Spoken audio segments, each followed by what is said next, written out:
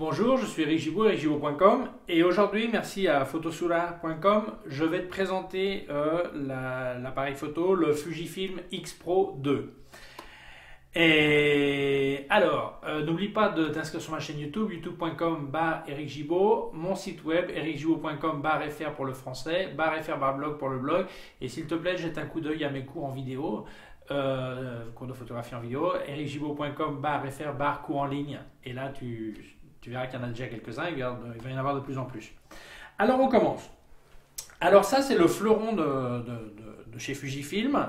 C'est un appareil photo télémétrique. Alors, qu'est-ce que ça veut dire télémétrique? Eh bien, en fait c'est plus que télémétrique, je vais te raconter un petit peu, parce qu'elle offre d'autres possibilités. Il offre d'autres possibilités.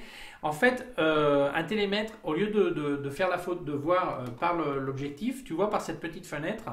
Et après, tu as une deuxième petite fenêtre ici qui permet de faire coïncider les images et faire la mise au point. Okay. Donc en fait, quand tu regardes dans le viseur, tu vois toute la scène. Et après, tu as des petits cadres qui t'indiquent, suivant l'objectif que tu as, à quelle partie de ce que tu vois va correspondre ta photo finale. Okay. Mais je vais revenir, je rentrerai un peu plus en détail. Alors, je vais donner un petit peu plus d'infos techniques sur l'appareil photo. Alors, c'est un format APS-C de 24 millions de pixels. Donc il est télémétrique, je t'ai expliqué. Il a un autofocus par détection de phase, ce qui se fait de mieux en autofocus. L'ISO va de 200 à 12800, mais tu peux le forcer à 100 ISO et à 25 000 et à 51 000 ISO. L'obturateur est pensé pour 150 000 shoots, déclenchement, voilà. L'autofocus à 77 points. Ok. Alors, je vais t'éclairer un petit peu. D'abord, quand moi je suis passé chez Olympus, j'ai eu le doute entre passer chez Fuji et chez Olympus.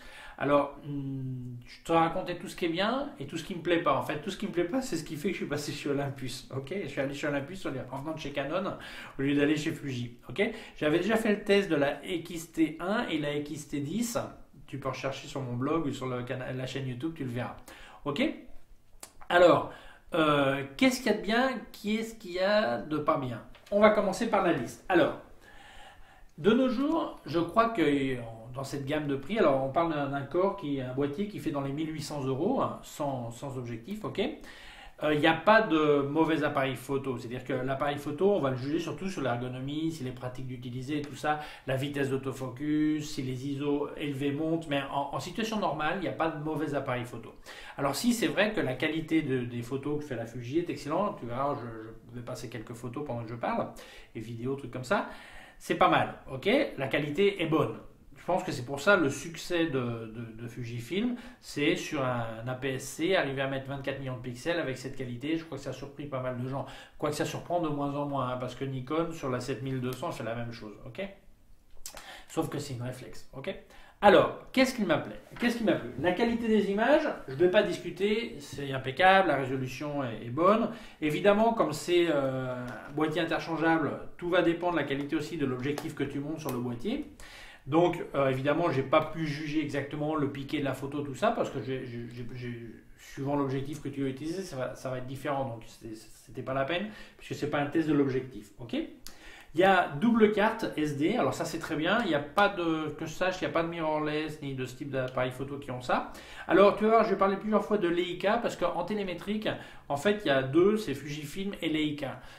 Puisque par exemple Volander qui fait qui a arrêté d'ailleurs, mais qui a très peu, jusqu'à il y a peu faisait encore des appareils photo télémétriques, n'a pas sorti en numérique. Donc on va parler, si je compare la télémétrie, j'ai comparé avec Leica. Alors j'ai eu deux Leica M8, donc je pense que je suis capable de comparer un petit peu, parce que j'ai utilisé professionnellement. Ok. Le poids, le volume, très bien en main, c'est solide, ok. La bien en main, ça dépend aussi de l'objectif que tu vas monter.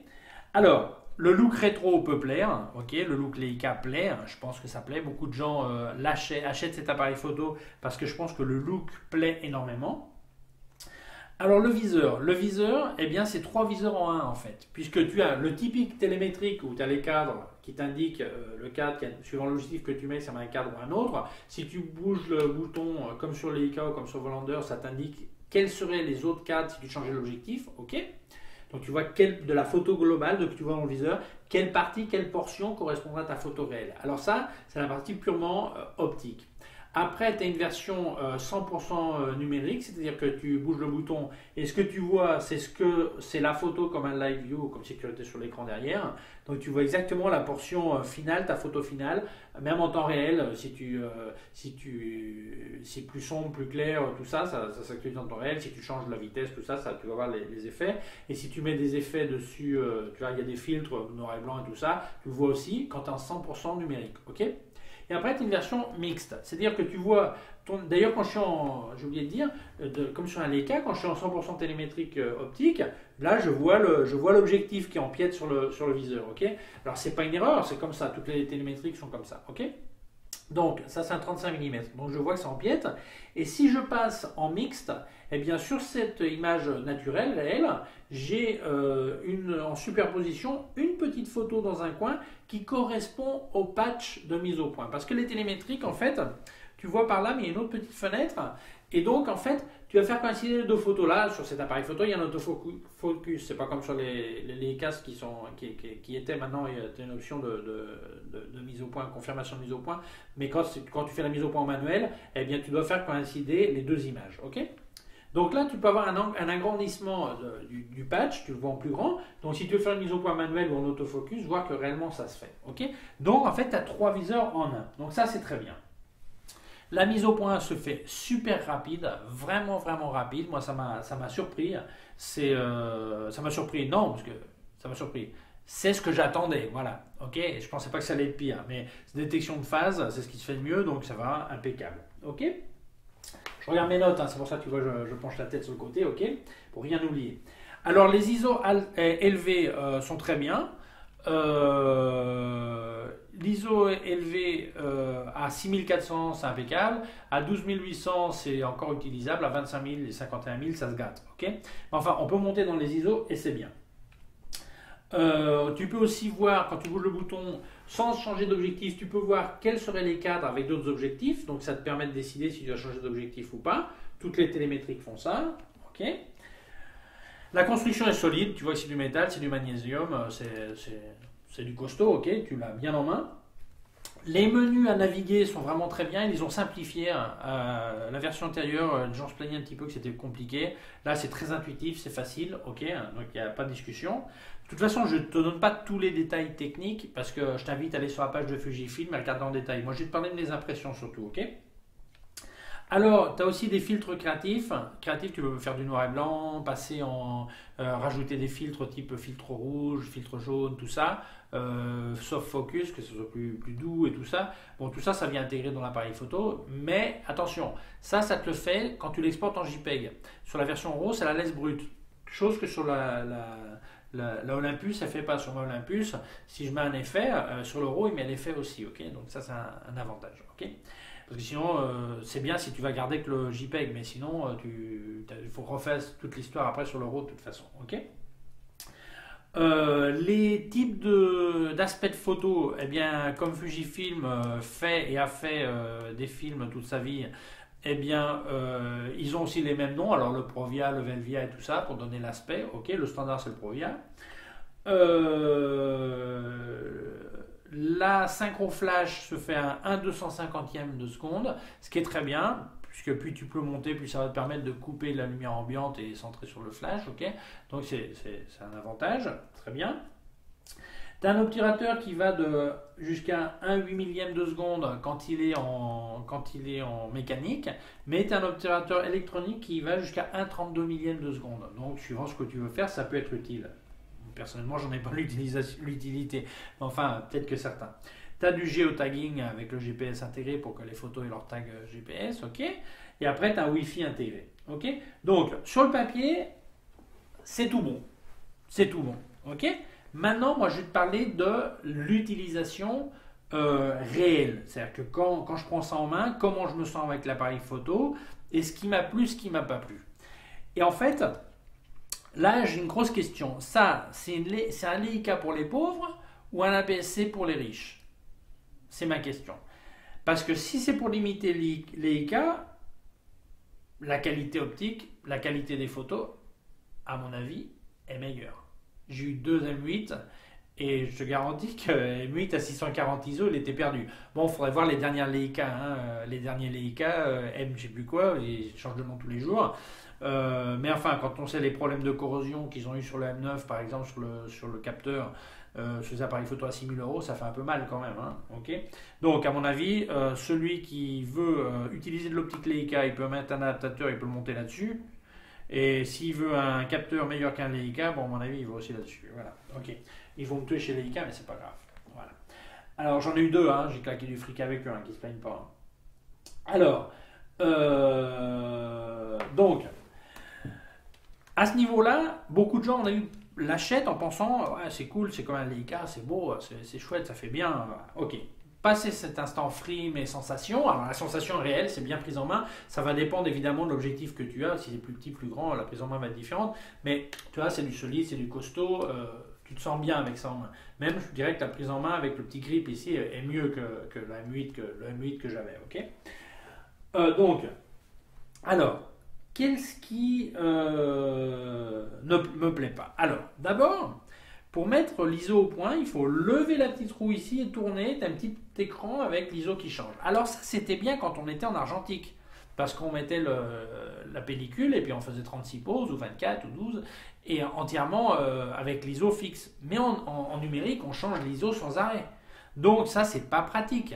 Il faut être là et je vais changer comme ça. C'est vrai, je peux contrôler dans l'écran, ça m'indique le changement d'ISO. Okay, mais à mon avis, c'est pas pratique. Okay, il y aurait mieux un autre bouton indépendant prévu pour ça. Deuxièmement, comme c'est intégré dans les vitesses, si moi je me mets à une vitesse X par exemple, eh ben, j'ai les numéros des ISO, maintenant ils sont écrits à l'envers, tête en bas. Tu vois, c'est une usine à gaz ça. Ça c'est une usine à gaz. Ok. Deuxièmement, alors moi j'ai rien compris. J'ai rien compris. C'est-à-dire qu'à mon avis, l'appareil photo, elle était designée par des vendeurs et construite par des ingénieurs. Mais des photographes, à mon avis, il n'y en a pas beaucoup qui sont passés chez Fujifilm pour faire cet appareil photo. À mon avis. Hein. Voilà. Alors, après, ils vont me dire que c'est pas vrai, mais enfin bon, moi je donne mon opinion. Si par exemple je suis à 1/500e de vitesse, de seconde, ok, je me mets à 1/500e. Et je dis, mais attends, je voudrais une vitesse intermédiaire. Intermédiaire, mais c'est quoi intermédiaire? Mais les tiers. Ou par exemple, je suis à 1/125e, je dis non, mais je voudrais être à 1/150e ou à 1/200e. Mais je peux pas. J'ai que des entiers ici. Il faut que j'aille une deuxième roulette ici pour bouger. Alors je suis à 1/125e et je vois que je voudrais être à 1/200e. Eh bien, il faut que je roule pour sauter 2 tiers et arriver à 1/200e. Et je dis, ah ben non, finalement 250e, c'était mieux. Non, mais je ne peux pas continuer. Il faut que je retourne sur ma roue du haut. Et je change la roue du haut. C'est débile. C'est franchement débile. C'est-à-dire qu'il ne faut pas oublier ce genre d'appareil photo qui est pensé pour la photo de rue, la photo spontanée. C'est-à-dire qu'il y a le moment où on le capture, on le voit, on l'attrape. Donc, s'il faut que je me perde dans les boutons pour faire... Ça, c'est franchement débile. Ok ? Alors, j'ai vu la revue d'un mec de Hong Kong. Justement, il va au stand Fujifilm, je ne sais plus, au Japon, je ne sais plus où. Et puis il le dit ça au vendeur. Puis le vendeur, ah ben c'est pas grave, vous mettez le ISO en automatique. Comme ça, vous n'avez rien à bouger. Attends, mais c'est quoi? On est en train de parler d'un appareil photo professionnel. C'est ok. Voilà. Bon, enfin. Bref, donc ça, c'est pas du tout pratique. Je comprends pas pourquoi ils n'ont pas fait comme sur la Olympus, où il n'y a pas de petit numéro. Simplement, tu bouges la roue. Et c'est une roue sans fin en plus. Et tu vas sans fin, je ne sais plus s'il faut revenir. Enfin bref, en tout cas, tu as les numéros qui vont de tiers en tiers, et puis c'est tout. Tu vois. Donc, ça c'est franchement très compliqué à utiliser. Alors, la situation pour changer la dioptrie. Normalement, tous les appareils photo, la dioptrie, ils essaient de la cacher dans un coin pour ne pas la toucher de manière accidentelle. Eh bien là, ils l'ont mis sur le côté. Alors moi j'ai pas eu de problème parce que j'ai pas mis la courroie, mais j'ai lu une review d'un anglais qui disait que lui a la courroie plusieurs fois, elle s'est prise dans la dioptrie, après tiens il y a un truc bizarre avec l'appareil photo, là je vois plus bien. Et il pensait que c'était un problème d'objectif. En fait, non, c'est qu'il avait le régulateur de dioptrie qui avait été touché. Donc ça c'est très mal placé. Ok? Pire, je t'ai expliqué le petit truc du petit patch où tu fais la mise au point. Alors évidemment, si je me mets en mixte, je mets mon petit patch central. Alors les boutons j'ai un joystick ici pour bouger les points d'autofocus, ok. Alors peu importe le point que j'ai pris, mais imagine que j'ai pris le point central, ok. Et la photo que je vais passer maintenant, je fais la photo comme ça sur mon pouce, je vais faire la mise au point sur le pouce, et puis après je voulais voir le bokeh, la partie floue derrière, ok. Et je dis attends, je vais le mettre en mixte, alors je touche pour voir le petit écran de la mise au point. Et je ne voyais pas mon doigt dans le petit écran, je dis c'est bien bizarre, il est bien sur le patch de mise au point, et puis il n'est pas sur le petit écran. Et je me suis rendu compte que si tu es loin, il n'y a pas de problème, mais si tu es près, eh bien, le patch numérique qui se met dans un coin ne correspond pas au patch visuel qui est réel. Ok.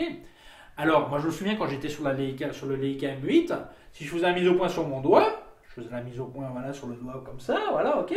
Et si je déplaçais, bon évidemment, si j'étais très près, il pouvait y avoir une erreur de changement de distance parce que l'hypoténuse, c'est pas pareil, si tu viens de la formule de l'école primaire. Eh bien, là, ça, ou en sixième, je sais plus. Et donc, tu vois, là, c'est pas pareil, mais enfin, c'était une petite erreur normale, c'est de la géométrie. Mais là, c'est que je voyais pas mon doigt, donc j'étais vraiment obligé de le déplacer jusqu'à ce que voir où il coïncide dans le patch. Alors ça, c'est pas normal, parce qu'imagine que je veux faire une photo de cette fleur, je veux faire la mise au point sur la bout du pétale. Alors je mets le patch, et la mise au point, elle se fait pas correctement. Pourquoi? Parce qu'en fait, ça coïncide pas.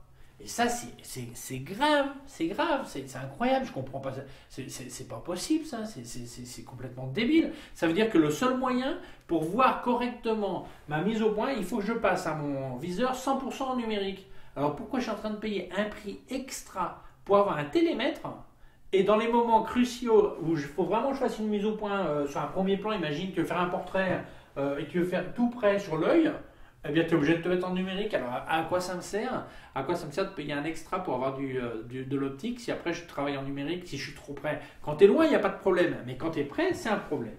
Alors, deuxième point, noir. Ben, le prix, 1800 euros le boîtier, c'est ce que disait Chasseur d'images de ce mois-ci, que je l'ai lu. Ben, pas terrible quoi, parce qu'attention, j'ai vu une comparaison où il le comparait avec le Nikon 7200, et bien la qualité est à peu près la même. Attention, on parle de 600 euros de différence. Donc je dis attention, je suis en train de payer 600 euros, pourquoi? Ben, simplement parce que Fujifilm est en train de profiter qu'il y a beaucoup de gens qui aiment ce look, mais ils ne peuvent pas se permettre un Leica, donc ils payent 600 euros de plus, allègrement, on claque 600 euros de plus. Ok.